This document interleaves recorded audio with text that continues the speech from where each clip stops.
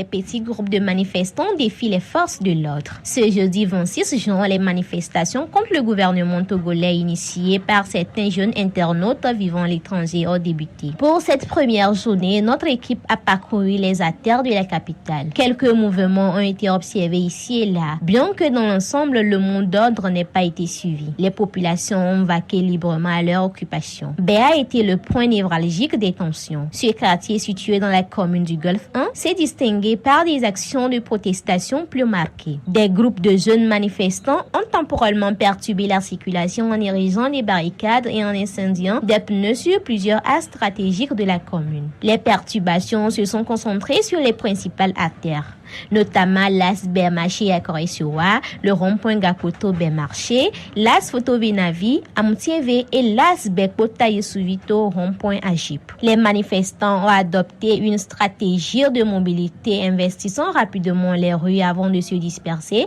à l'approche des forces de sécurité. Cette tactique de guérilla urbaine a compliqué l'intervention des autorités qui ont néanmoins réagi en utilisant des gaz lacrymogènes pour disperser les attroupements et prévenir l'escalade.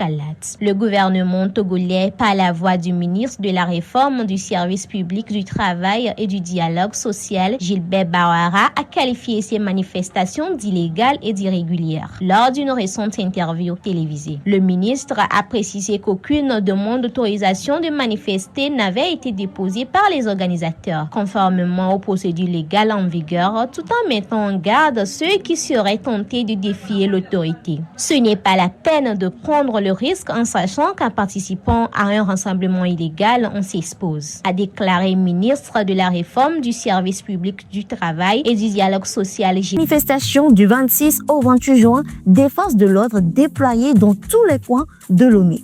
À Lomé, les manifestations du 26 au 28 juin ont débuté sous haute surveillance avec un déploiement massif des forces de l'ordre dans les quartiers comme Baie et Colombe de la Paix.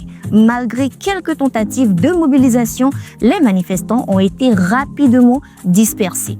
Bien avant le début des mobilisations, le gouvernement a réaffirmé son interdiction des rassemblements non autorisés et menace des sanctions. En dépit de ces tentatives de mobilisation, une grande partie de la population a décidé de ne pas répondre à l'appel à manifester, soit par peur de représailles, soit par indifférence face à la situation politique du pays. Il est également notable que plusieurs commerces ont choisi de fermer leurs portes, probablement en raison des tensions croissantes et la crainte d'éventuelles violences. Ces manifestations sont censées être un moyen d'exprimer le ras-le-bol général contre la gestion du pays par le régime en place.